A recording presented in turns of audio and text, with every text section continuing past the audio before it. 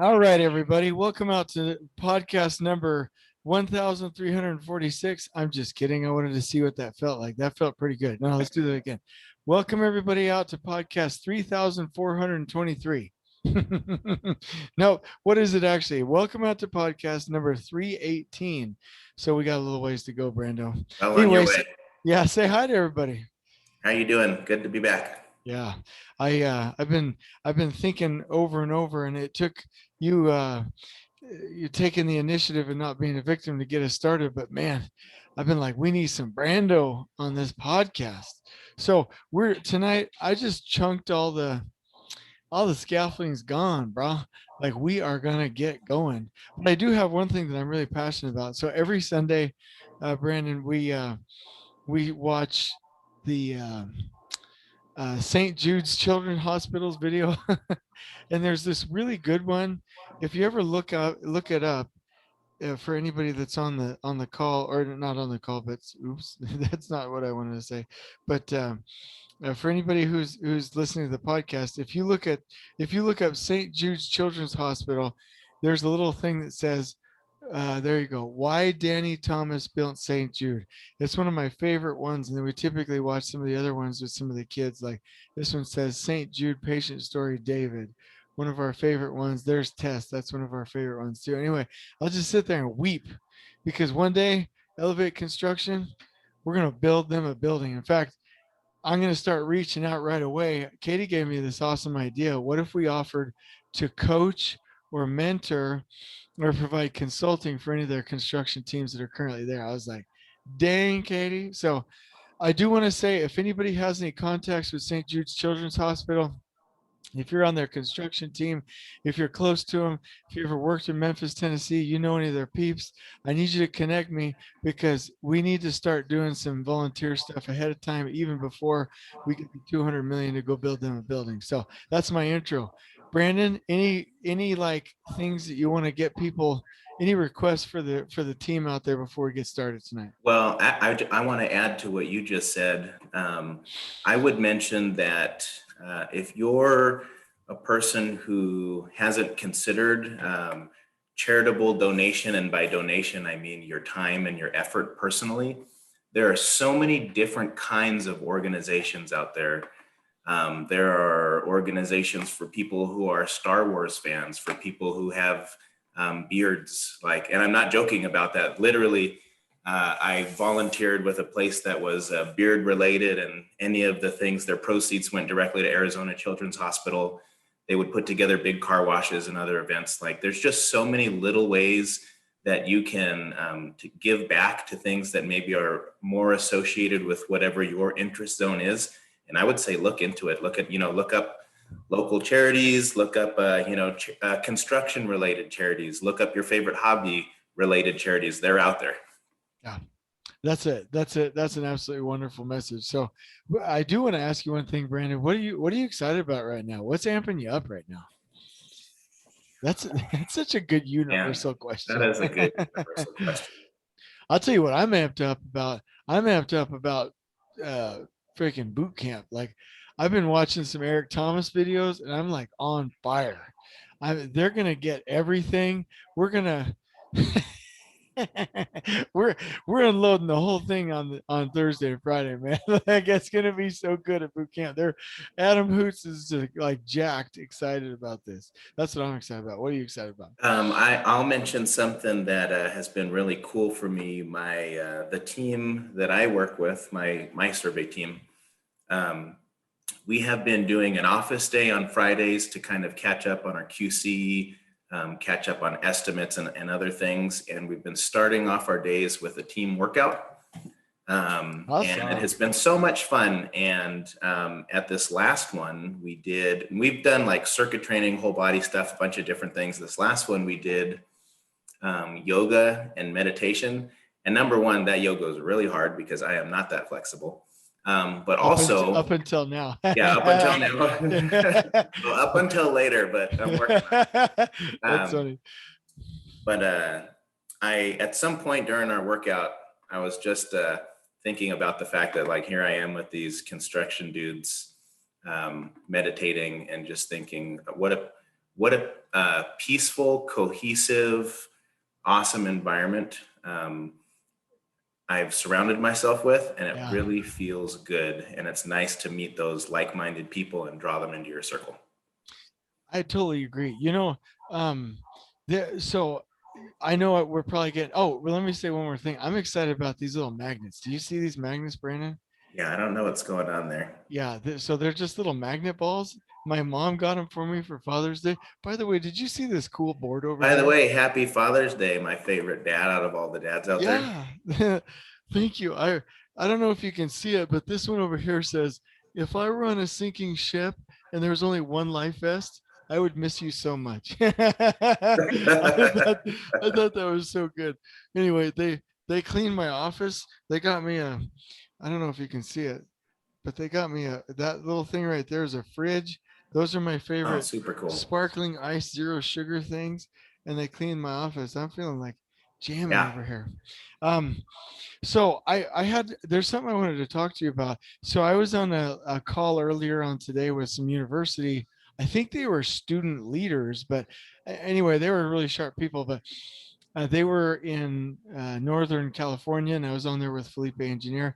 We were talking about advice for life, and one of them said, "Well, what if I'm just happy being kind of a, you know, mediocre kind of good guy, like not really wanting to head?" And he was teasing with me. He wasn't serious, but um, I uh, I was thinking about that today, and then I also watched an Eric Thomas video with my family. I do that all the time. I love, like, he's my next jam. You and I are gonna go to one of his. I'm gonna yeah, invite you to one of his.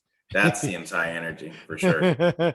So he was like, if you keep giving up, it's because your why is not big enough. Not you, but like anybody, you're right. Any of us, like, if you keep giving up, it's because your why is not big enough. Because if I quit today, ain't nobody gonna get hurt. Like nobody's gonna miss anything. Nobody's gonna get hurt. It's and he has this T-shirt that says, "When you want to succeed, like you want to breathe, that's when you're gonna be successful." And I thought that was really neat.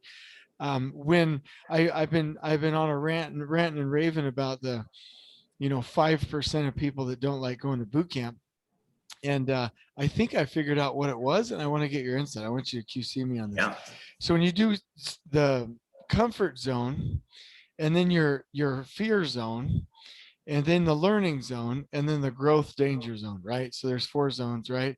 And we learned this in rapport: comfort, fear, learning, and then your growth zone. You remember that, Brendo? yes. So I feel like, and you and I know of a couple of people where it's like, out of the 60 people that went to class, 2 people didn't like it, right?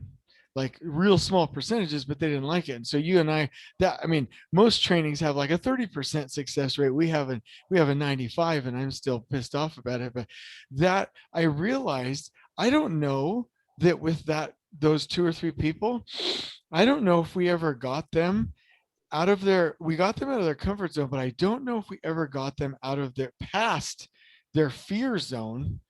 Maybe we did, maybe we didn't, and into the learning and growth zone. Or maybe we got them out of the comfort zone and then they're past their fear zone a little bit and maybe into a little bit of learning. We never got them into oh my gosh, this is growth, because we passed them knowing that was their 100%. And I just want to know what you thought about that. Could that be possibly, hey, you know, raving reviews, 10 out of 10, 10 out of 10, 10 out of 10, and then 5% was like, I hated that this class was a 2. Is it because they never got past their fear zone? Thoughts? Well, yes, but I don't know that anyone has to get over their fears so much as learn to exist with them. And that is something that I want to talk about tonight. But what I think happened is they, were well into working with their fears and getting into the growth zone and, participating in those activities that could really take them in the direction of growth. But from a time frame period, how much repetition in getting over their fears, acting like they were over their fears, operating with their fears, standing at their side and just being like, hey, beat it. How much practice did they have? And so when they left the boot camp, I feel that there are, those few who are like, look to the right. Okay, that looks great, but I still kind of don't know how to do it, or it makes me feel uncomfortable. Look Mm. to the left at those fears. Hey, that actually looks really comfortable to me over there because I've been there and that looks like something that I recognize. I'm just going to hang out over here because I understand it. Whether it So feels good or not, I understand it. it's almost the percentage, right? So it's maybe it's not what I was saying where they haven't pushed past it. It's during boot camp did they get out right away? And that's why you're always telling me 50 million bucks, 50 million bucks, right? Like the first activity, right? Is what is the percentage of time that they spent actually growing versus being in that fear zone? I love that. So take us into our topic. I'm excited. You said you had something on your heart and on your mind. I'm Well, that, your line of questioning was so in line with it. And it was, it's in the direction of how do we spend time with our fears, to the point of getting over them or getting past them, or just learning to work with them while they're there. yeah. Well, teach me. Well, Unless you're I was so the reason that this thought process came up for me. Um, I was talking to one of the surveyors that I work with about movement at boot camps, and how sometimes movement is push-ups and air squats, and sometimes somebody leads with dancing or different things. And um, he was asking me what that looked like if there was dancing. Like, is everybody moving at the same time? And it's like, yeah, everybody's just kind of out there, being like, hey, this, we feel vulnerable and we feel, maybe a little stupid, but here we all out there are all out there doing it at once. And so it lessens the effect because it's like, we do this, not just me. Um, and he was under the impression that the all of the boot camps had dancing, and that the dancing was just one person standing up there dancing for everybody. And he just said that it felt like that would just be soul crushing, to have the spotlight on you in that way.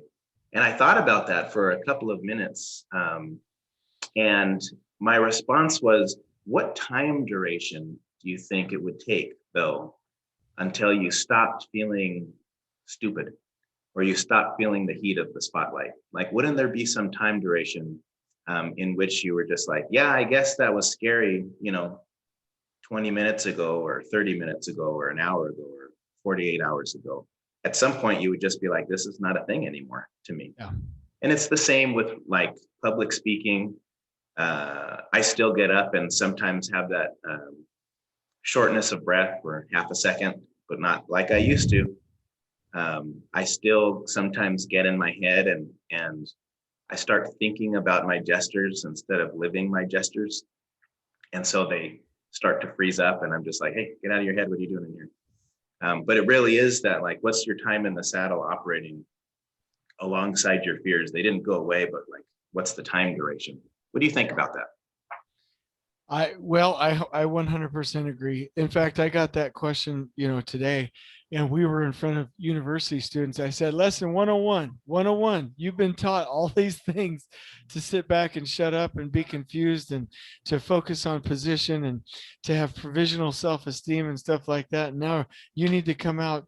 And I hate to say the real world because we're all in the real world, but maybe the real world of success, and speak up and stand out and go do those hard things. And somebody asked, well, how do you do that? What is your motivation? And Felipe had made a really good point. He said, well, find your purpose. And then I said, find your purpose, find a mentor, and get people to go along with you, which actually ties really nicely to your dancing analogy, right? um, but at the end of the day, spending intentional time. There was a training that DPR did on, gosh, I think it was emotional intelligence, but oh man, character matters. It was a character matters course. And he said, do you want to know how to have hard conversations? He said, the psychological clinical answer is to practice and to actually have them, to write it down on your list. This week, I'm going to have a crucial conversation. I'm going to have a critical conversation.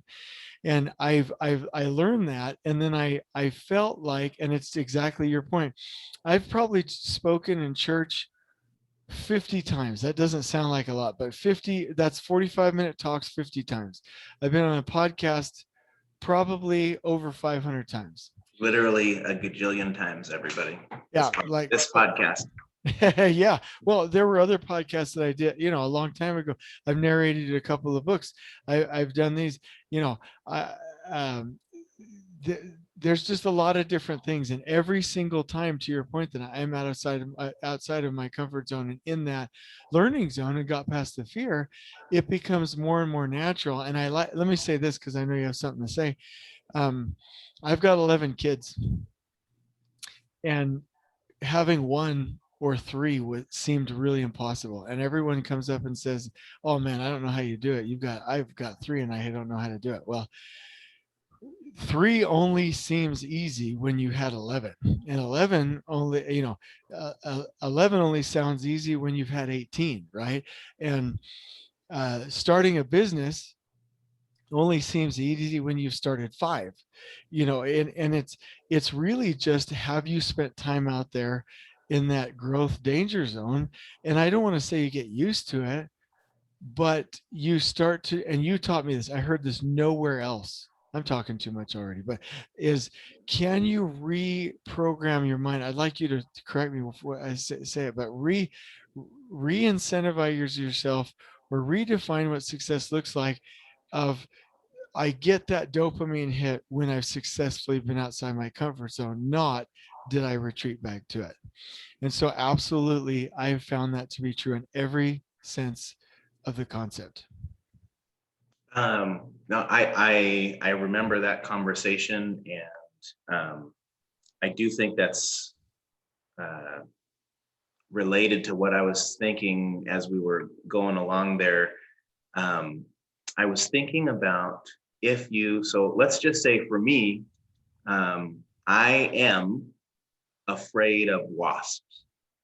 And when I say afraid of wasps, I don't run away when I see them. At some point when I was, here's what it was. When I was younger, the wasps like to build their nests under the eaves of our house, right where our back door was. Okay. So anytime I wanted to go out into the backyard, I would disturb the wasps and they would chase me. And I literally never got stung. So what my fear was about was, I guess, being chased more than or the fear of what might happen. But at some point, and I hope this isn't like, any hurting anyone's animal cruelty sensibilities. At some point, I loaded up a super soaker with hot water. I was a kid, so I had a super soaker. It's okay to have And one now. super soaker and a tennis racket. And I just went out there and I took care of that thing. And every summer they would come back, and I was like, oh, it's time to get some hot water and a tennis racket. And I still like bees. I have no problem with bees. Bees could, land in my beard and, try to pollinate something and it wouldn't scare me. But wasps, they still just give me that, the heebie-jeebie feeling where I'm like, I should kill this thing so that it stops existing around me. Yeah. But I was thinking about, what if I had a terrarium with a little wasp nest in it, and they made their little wasp babies, and I watched them like how many times could I, if that was on my desk at work, how many times would it take me coming to work and sitting and watching this little terrarium of wasps going about their day until it meant nothing? Yeah. And what's different about that is, could you look for ways to introduce your fears into your life so that you have the opportunity to get over them or to get past them, or to, to make a zero their effect on you. Instead of, when we're talking about time in the saddle, that doesn't mean just the general passing of time and random opportunities that you have to do something scary. Can you chase those opportunities so that you can hurry up and get past something, or hurry up and turn what you perceive as a weak spot into a strong spot? I think that's a good point, because have you ever, I don't know how long you've been in Arizona, Brandon? 2.5 years this time and 1.5 years the previous time. Okay. So I've been here 10 years, so not too long, but people that come in from out of town, they're like, oh my gosh, scorpions. Like I have no idea how you can live around scorpions. And I got a bunch of kids in the house where we used to live, and we moved because of the scorpions. But we used to be able to kill 15 a night out back. 15 bark scorpions. And Livy, Livy, she's a doll. She Yep. got stung, started foaming with saliva at the mouth, convulsing. We had to take her to the hospital. They used 3 bags of anti-venom, about 60 grand worth of anti-venom. It was a horrible, horrible, gut-wrenching experience. But at the end of the day, we don't live our life in fear with scorpions. And there's we have an exterminator, but every now and then they come up, right? And it's because it's just kind of common, right? They're around, and we can't define our life by them being there. I think that's one concept. The other thing is Tony Robbins got famous. I don't know if you knew, but he had this lady was seeking psychotherapy through a professional. And I'm not saying everyone quit your psychologist or your psychiatrist. That's not what I'm saying. But she was getting psychotherapy from a fear of snakes. She had this recurring dream, and she called Tony, and this psychiatrist was giving him a hard time, psychologist, psychiatrist, whatever, and basically claiming that he was a fake. And he was like, "All right, meet me. Like, let's go." And they met at this. I don't remember where it was. I thought for some reason it was in Canada, but anyway, they met at this location, and you'll never guess what he had with him. I'm going to guess a truckload of snakes.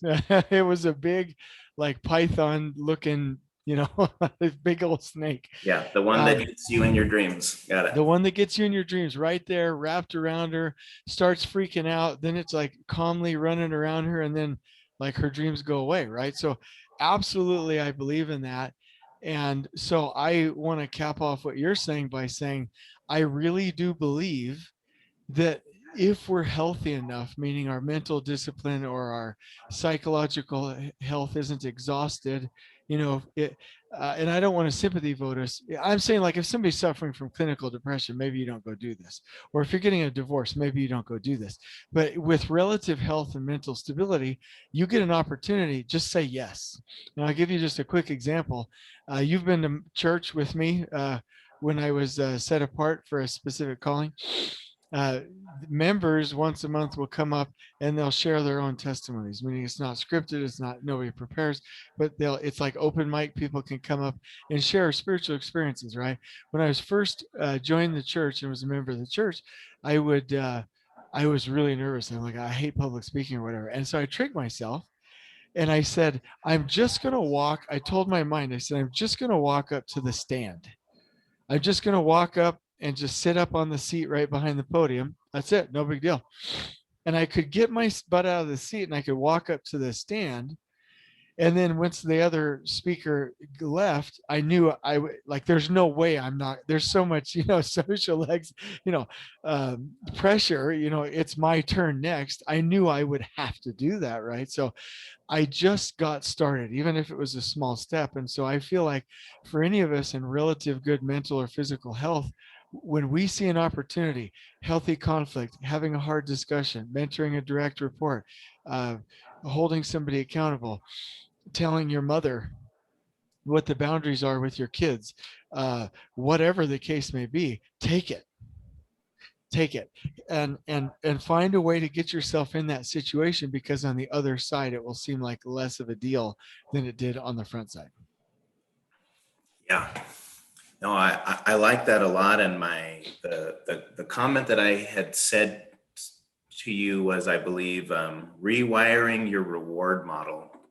Yes. And what you were rewiring it to do was, when you had the sensation of, this makes me scared, or this makes me want to go do something else because I feel inadequate or I feel afraid of this, that you specifically need to go do that thing.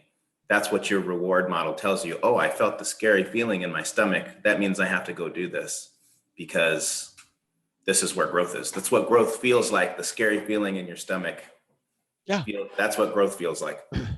But, and I'm not saying but to you, but like, this is what's kind of got me on a kind of a rant, is that this isn't some nice thing that you and I are talking about. This isn't like, hey, let's go to your next level. Like, this is the level. I remember when I went from an assistant superintendent to a project superintendent, there were at least 17 critical decisions where my butt was on the line, and I literally had to make a decision and go with it and have faith and make that decision come to pass.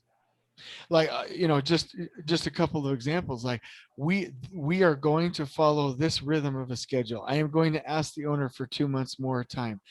We are going to set up that tower crane on the south. We're actually going to have two tower cranes, and we're going to set them up on the south. Or or whatever the case may be. Or I'm gonna cancel all work tomorrow because there's a possible storm coming in. Or I mean, like big things. Like I had to bear, and you do too, and what you do, we had to bear huge decisions. um, Everything's scary. No building and no layout and no anything in construction is the same. So unless we're building residences over and over, or a certain program type over and over, we're never going to be in our comfort zone in our circumstances. We might try and get there in our mind, and I said try on purpose, but it's never going to be like that. You can't be a lead superintendent on 150, 300, $800 million project and ever not come up in front of a situation where it scares the hell out of you. And so when superintendents are like, don't really need to grow, I'm about to retire, I'm good with this, I'd rather just stay here or whatever, I'm like, what? Like, wait a minute, where does this, it doesn't exist in nature. It's like a unicorn. This does not exist in nature. What you're looking for with comfort and what you're avoiding, it does not exist in nature.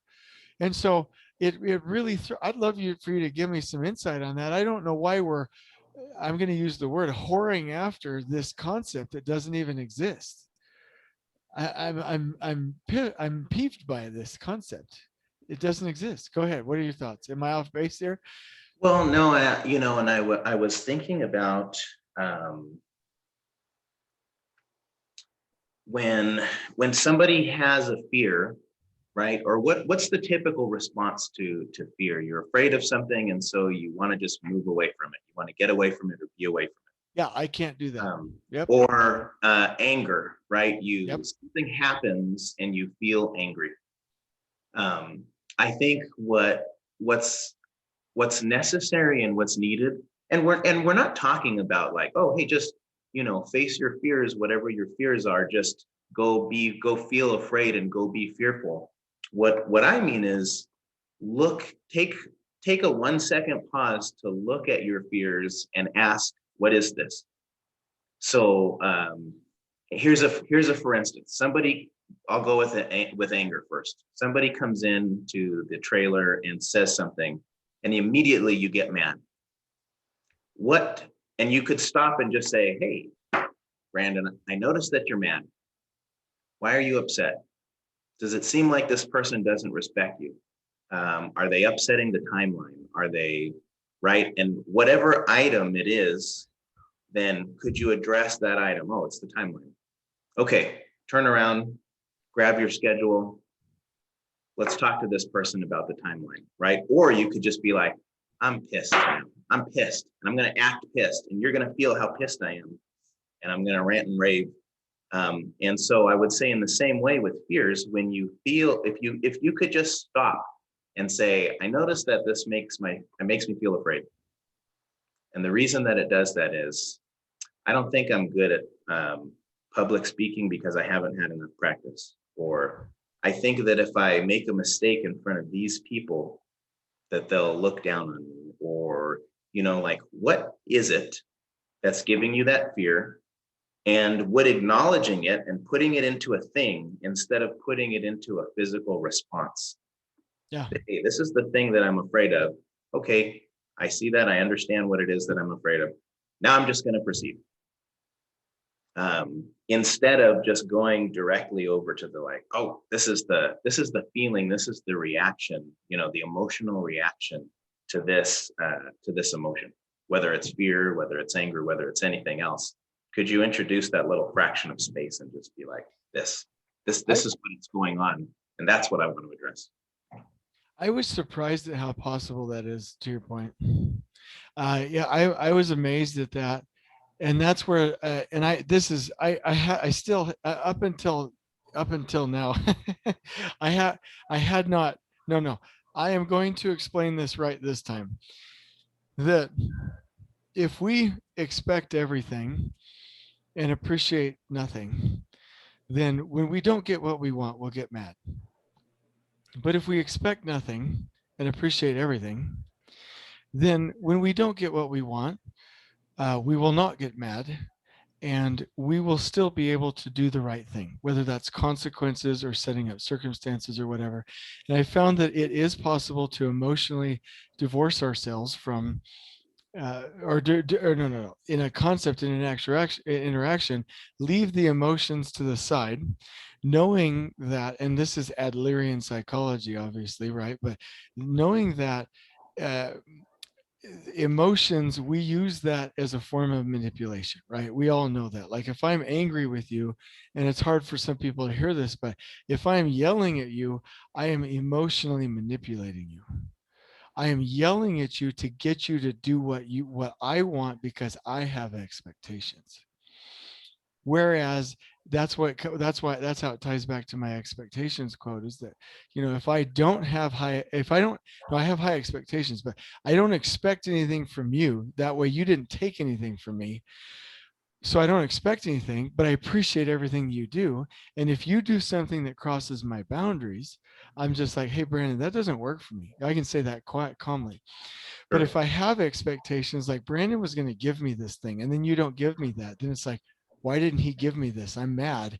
You took this from me. You know what I mean? And then like I start to get angry. So when I started to learn about this, I started to divorce myself from from the emotions, and it works very, very well. And when I learned that emotions channeled in the wrong way is emotional manipulation, I was like surprised at how easy it was.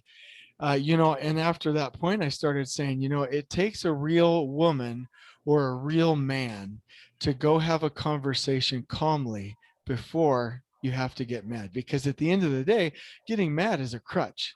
Like it is a weakness. And I love this. If you see, and somebody told me, well, I've heard this over and over, and there are some people that are legitimately tough, but they're humble and they don't mind being vulnerable. Like vulnerability is the ultimate strength, right?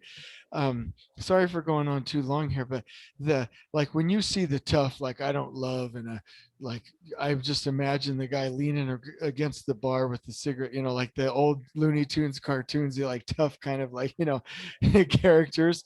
That's all a shield for somebody who's scared. And that sounds like some kind of wimpy psychological cat poster thing, but it's real. You get somebody that has this shield, this image, there's somebody scared behind there. This is a defensive exterior to protect what's inside. And when you see Brandon, and I'm talking about you, and I'm not sugarcoating this because you're here, but here's this man with very huge muscles, got wonderful looking tattoos, beautiful beard, and a very, very nice exterior. But the exterior is something that you're proud of, and when you speak, it's very much aligned with vulnerability. It's very much communicating trust. It's very much communicating relationships, right? You don't have, and I wasn't talking about a physical exterior. That's why I mentioned your muscles and your tattoos. It's not about the physical exterior, it's about the emotional exterior that people portray either with or without their physical appearance, right? And so that when you see somebody closed off, I find that most of the time it's because there's hurt on the inside. And so I feel like what you're saying is spot on, that when we're vulnerable, we're strong. And that there is a possibility of connecting at a deeper level, and we don't have to make things have meaning. Something I learned, and I'll shut up with this. Every time we respond to something, we have decided that it has a certain meaning. Like if Katie's like, that shirt looks stupid. What the F you? Why did you say that? What meaning did I just assign that? The meaning I just assigned that was, you hate me and you're just trying to make me feel bad. But the real meaning was, I love you. You're my husband. I want you to look great because I want what's best for you. I just don't know how to talk. So I can either say she hates me, or no, she's really trying to help me right now. I just need to be patient with how she's talking to me, right? And the other thing that I learned recently is it's impossible to feel certain emotions without physiology, meaning it is impossible for me to feel sad unless I put my head down, my shoulders down. It's impossible for me to feel angry unless I start to scrunch things, right?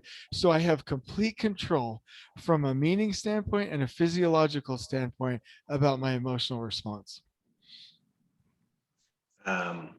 That's really cool. I like all of that, and I want to circle back to a couple parts. You were talking about the person with the really like gruff exterior, and maybe that's even part of their attitude and the way that they talk or respond to you when you meet them. I have a made up word, porcupining, that I would use for that.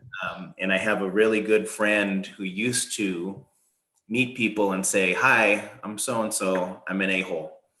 And I think they thought that they were being funny or clever in some way. But what was really happening was they were saying, "Hi, I'm going to have bad behavior in the future. And instead of being accountable for it, I'd like to preface you meeting me with you accepting that I will have bad behavior. And so when it happens, I don't have to feel bad. Yep. And you were warned." Um, and I think, sometimes along with some hurt, and probably there's hurt in that friend of mine as well, but there is just some lack of accountability there where it's like, Yeah. hey, I'm like this and I'd like to stay like this. So I'm going to promote it out there to everybody so that I don't have to change. Because if you came near me, you accepted this environment, and that's on you. Well, to your point, it's either hurt or fear, right? Sure. And like it's funny how when we categorize things, it starts to make sense. Like if you think of every closed off person that we've ever trained or met that poo-pooed the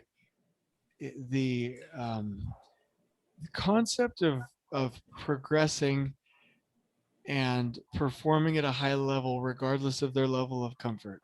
My favorite Brandon quote of ever. You will notice, and I'm being judgmental about this, and so forgive me or give me leave for that.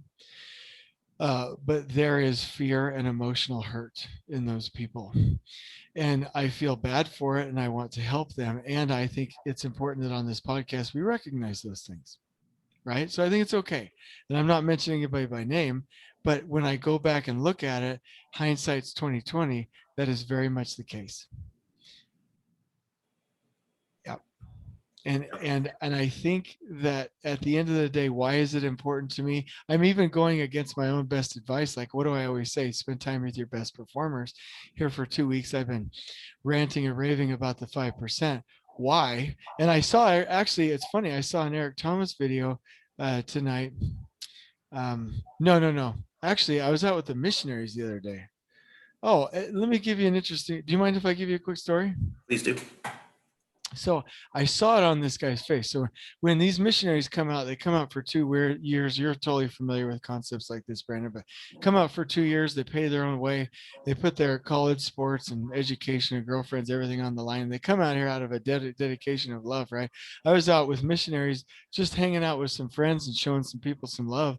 There were some whether they're local or whether they're refugees or whatever, like we just go out and show love. Like it's, I don't even have any ulterior motives. Like let's just go say hi. And we were out, and there was a guy. We visited them in their apartments, and there was a really sweet gentleman. Two of them, by chance, or actually, they were talking to. We were talking about their kids, and they're heading back home, and pretty soon, just having a great conversation. So somebody else came in, and he was high. I think he was high on meth, and um, uh, these are just friends the missionaries had found and were trying to help. They weren't, you know, they're not members of any church particular. They were just helping them out. Anyway, I got the missionaries out of kind of a dangerous situation because I was like, okay, we probably need to go. Really appreciate it. Leave you a little loving message. Hey, I'm proud of you. I love all of you. Left really quickly. On the way home, I saw uh, like I'm trying to talk to one of these elders, and I'm like, and I've noticed he's not paying attention to me. I was like, "Are you okay?" And then he starts breaking down in tears, and he's like, "I wish I could just show them what they're missing." He and home dude's crying over here.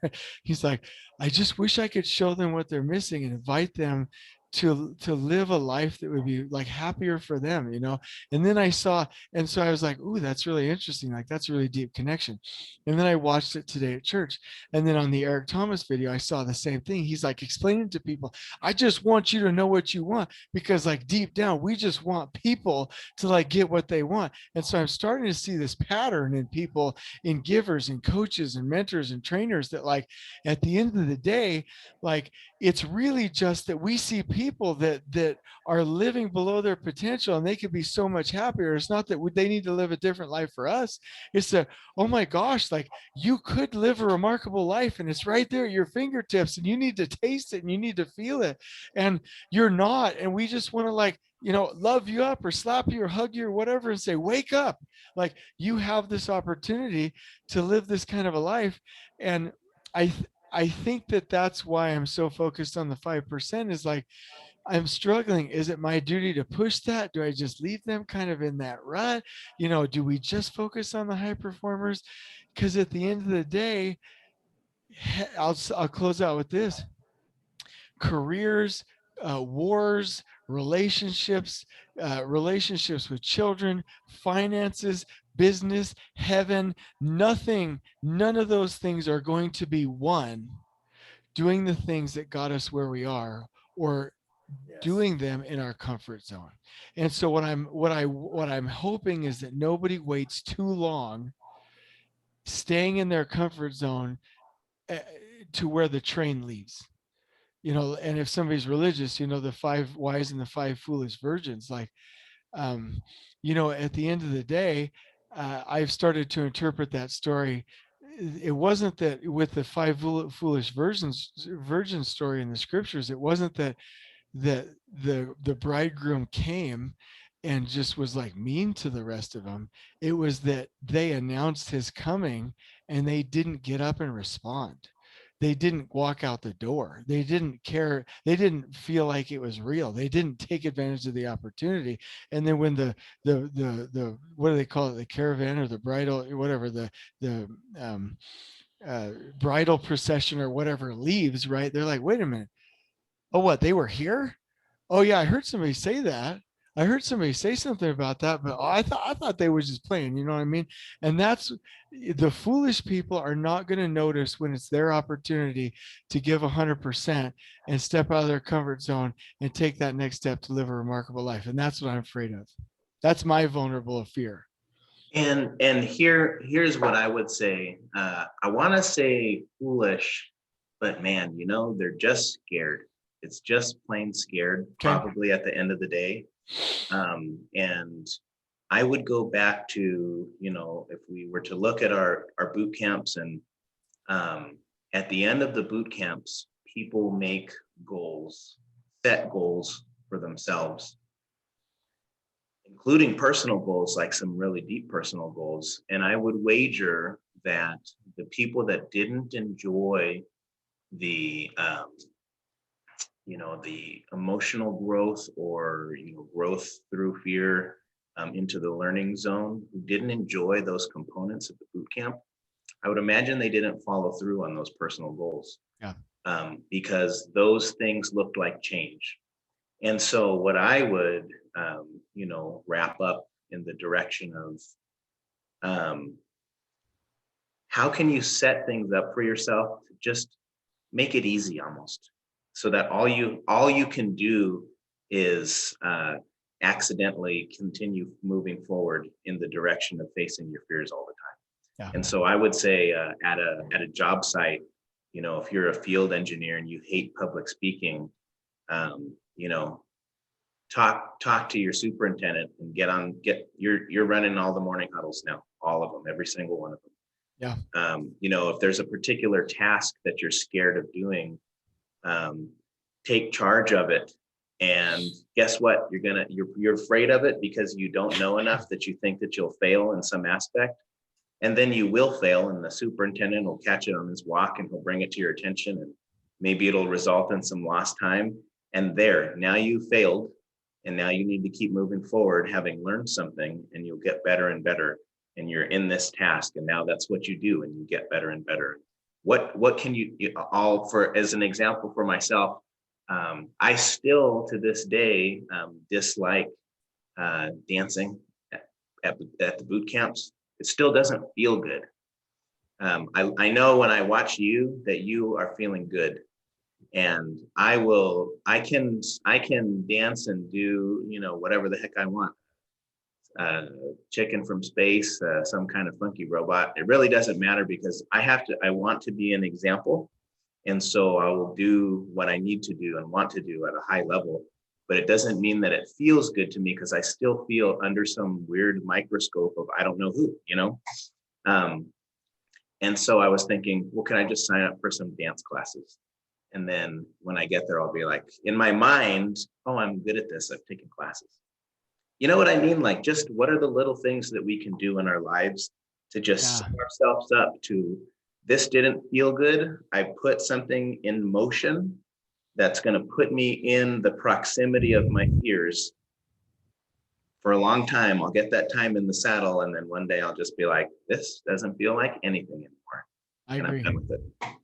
Well, I'll give you a little secret. I was started doing the dancing stuff probably a year before you and I met, and I'm just now getting really comfortable with it. And the reason I think it's a big deal is because now I dance like hell with my kids. And another sweet little and people that leave boot camps, they go home and dance with their kiddos, and I love it. And their Yeah. little kids are saying like Nelson's, I freaking rock, you know what I mean? And I love Yeah. that. um since I won't mention his first name, or his, not his full first name, but his full name, I'll say Chris. You and I know who we're talking about. Sent me a text the other day saying I lost 6 pounds. Like, Yeah. That's so and awesome. and all the people that decided to quit smoking in boot camps, I think we're up to 6 now, still not smoking. Like, stuff works if you're committed and your why is big enough. And I think that's really like what's on the line. And just really quickly, if I can rant just one more time, like what's on the line, what's on the line is all of it. Whether somebody believes in the afterlife or not, it's all on the line. Like, if this is all we got and then we die and then we cease to exist, that's all we got. That makes it even more impactful. That makes it even more important. If I only got 40 more years to live and then I cease to exist, like, I'm going to make those, I need to make those 40 years impactful. I'm flying to Hawaii. I'm going to make $1 million. I'm going to, you know, I'm going to do these things and live my purpose. And if there's an eternity, then why are we not taking time while we have these wonderful bodies and all these, this adversity and these things to like springboard ourselves into a higher level of existence? We don't have any time to waste, whether there is an eternity or there isn't, or there's a God or there isn't. It doesn't matter. You plug in the math on any of those situations and we're completely wasting our time. Like, there's never going to be a scenario where we get to go fishing for 3 years straight and be happy. Like, all of us, the people that are like, oh, I want to go fishing and retire for the rest of my life and do nothing else, or I want to sit on the couch, or I want to do, those people die within 3 months. And the reason that people are fooled is they go fishing for a week and they're like, I had a jamming time. But what made the week great is the promise of going back to work and grinding. Right. And so, and the promise of progress. You see people that retire too early. They go out and they don't do anything. They don't do much with their life. They start to wither away and they become miserable. Like, every single time. Think about anybody in our life. We cannot do that either on this earth or in eternity or wherever. So what's on the line? Why is the boot camp important? Why is Tony Robbins important? Why is Rapport Leadership International important? Why is that next certification training important? Why is your fitness? Why is the coaching? Why is your sex life? Whatever the case may be. Why is it important? Because I'm talking about my life, because I'm talking about my future. I'm talking, if somebody said, hey, Jason, will you trade this little 5 minutes or whatever for 20 years of misery? Hell no, I'm not going to do that. But we make those decisions every day through complacency or avoiding what you're telling us to do, which is get right in front of your fears and deal with it. And then, although they're never going to go away, be like, all right, I see you there. I'm still moving forward. There's nothing you can say that can stop me, because I see my why. And the last thing I'll say is like, for me, I get that from a religious standpoint. When I go to the temple, there's there's a presentation. There's like these reminders of pre-earth life, the Garden of Eden, all these points throughout history. Now, the resurrection, judgment day, and eternity, and the promise of being with families. And I always say, hey, it helps me to fit from where I am back up into an eternal perspective, right? And I'm not saying I'm right. I don't know for certain if my beliefs are right. None of us do, right? But whatever somebody believes, can we fit ourselves back into that grand scheme and find our why and say, yes, this is important enough for me to grind and to do these things and not waste my time. That woman that I'm going to marry is beautiful enough and wonderful enough. I'm not going to waste my time. That business is going to affect so many people. And it's important enough. I'm not going to waste my time, and I just feel like if we could keep that perspective, we could head on a good path. Did I derail you? I'm sorry. No, you didn't. I'm just in heavy agreement, and I would say, that keeping that perspective, keeping that goal in mind is really what's key. And I would tie that right back into in addressing your fears and moving forward. Well, keep them in front of your face, keep them in front of you like that with the rest of your goals. And hey, this is the thing that I'm chipping away at right here. This is it. This is my enemy. And I'm just going to fight him till he disappears or until we're best friends, one of the two. Yeah. This has been a really neat podcast. What challenge would you give to the audience, Brandon? Um, Oh, and I've got a quote. I just want to I looked something up for you, but I'll do that after you're done. Anyway, sorry. yeah, I brain farted there. Go ahead. I guess my challenge would be, see if you can introduce that little, I don't even want to call it like 1 second before, but when you are feeling an emotion, see if you can introduce a noticer of that emotion, a part of you that notices it and says, well, I see that this is happening over here. I see that you feel afraid, or I see that you're getting angry. Why is that? Can you just introduce that person into, what your normal model of acting is, or do you go right to, man, I'm feeling angry, I'm feeling this, I'm upset with my wife, my kid's really irritating me right now. Well, could you have a noticer notice that and say, I'm really worried about this deadline at work, and if I don't finish it, and that's why when Liam has this amazing joke for me that's like groundbreaking. I don't want to listen to it right now because I just have all, you know what I mean? Like, could you introduce a noticer that helps you make sense of, why am I feeling that emotion? Obviously the noticer is you, but could you just try to work that into your routine, with whatever feeling it is, and a feeling at any level. It doesn't have to be when you're stark raving angry at somebody, but when little feelings creep up throughout the day, can you just introduce that noticer that says, hey, you just changed course with your emotions. I noticed it, and this is why. I agree. And I would say, to build on to your point, one of my favorite quotes by Robert Louis Stevenson says, you cannot run away from weakness. You must fight it out or perish. And if that be so, why not now and where you stand?" And so if you have what Brandon's talking about, if you have opportunities where you can notice that, correct it, and show up differently, or you have to face your fear. So remember that quote: "You cannot run away from weakness. You must fight it out or perish. And if that be so, why not now and where you stand?" And so, Brandon, I really appreciate you doing this podcast with me tonight. Just so everybody knows, um, we want people to wake up. Not wake Sure. up for me, not wake up for somebody else, but wake up for themselves, to realize that there's literally just no reason to not live a remarkable life. And And if you're a person who's listening to this that's coming to an upcoming boot camp, um, we will be very direct with you in helping you get into that fear zone and turn it into the learning zone. And you'll notice at the boot camp, how serious and impactful it is for us, because we want that for you so sincerely. Yeah. Well, let's say it on the count of three. You know what we're doing, right? 1, 2, 3. On we On go. we go. I love it. Brandon, you're looking great.